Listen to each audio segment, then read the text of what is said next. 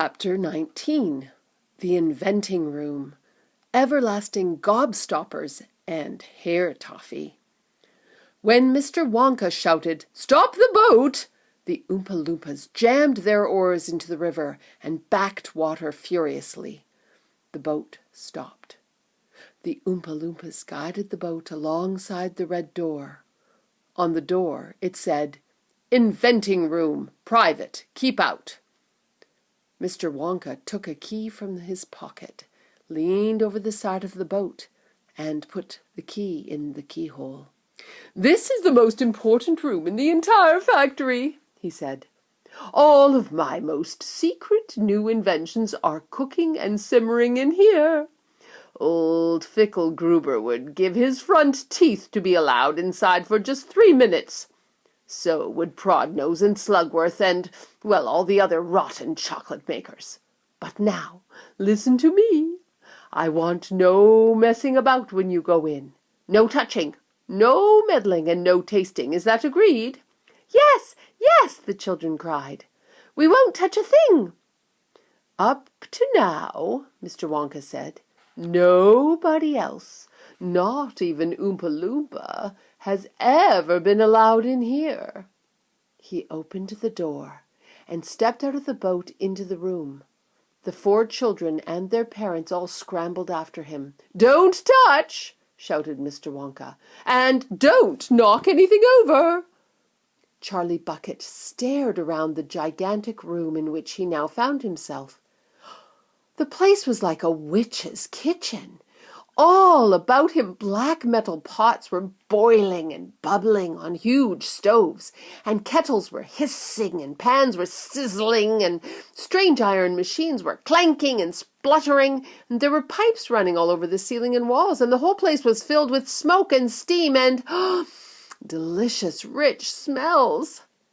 Mr. Wonka himself had suddenly become even more excited than usual, and anyone could see that this was the room he loved best of all. He was hopping about among the saucepans and the machines like a child among his Christmas presents, not knowing which thing to look at first.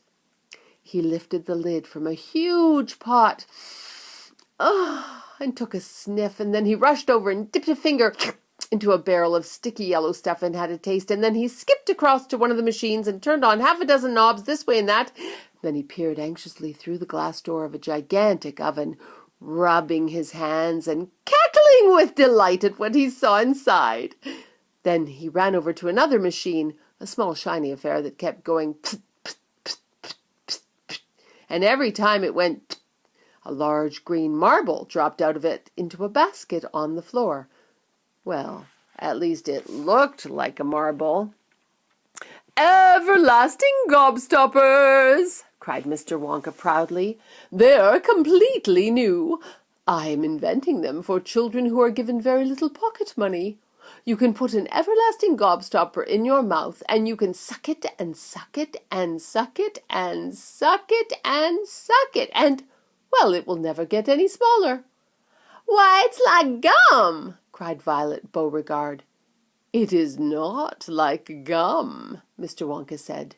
"Gum is for chewing. And if you tried chewing one of those gobstoppers here, you'd break your teeth off.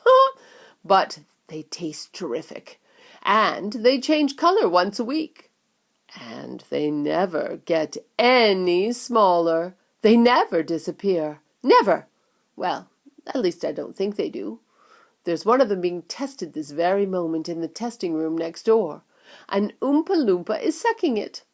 He's been sucking it for nearly a year now without stopping, and it's still as good as ever.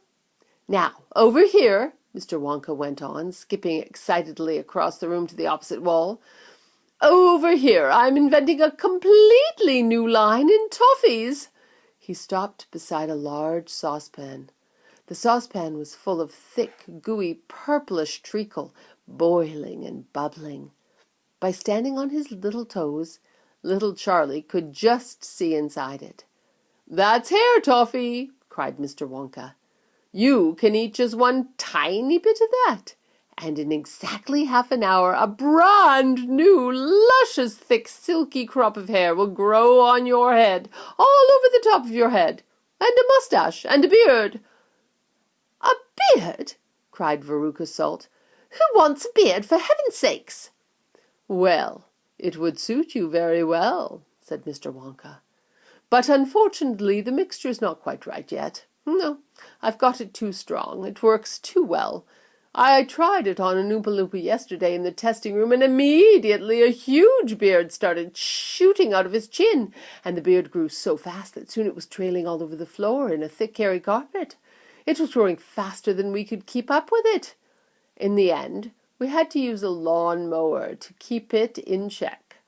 But I'll get the mixture right soon, and when I do, then there'll be no excuse for any little girls and boys to go about with bald heads." "But, Mr. Wonka," said Mike Teavee, "little boys and girls never do go about with—" "Don't argue, my dear child, please don't argue," cried Mr. Wonka. "Such a waste of precious time. Now, over here, if you will step all this way, I will show you something that I am terrifically proud of. Oh, do be careful. Don't knock anything over.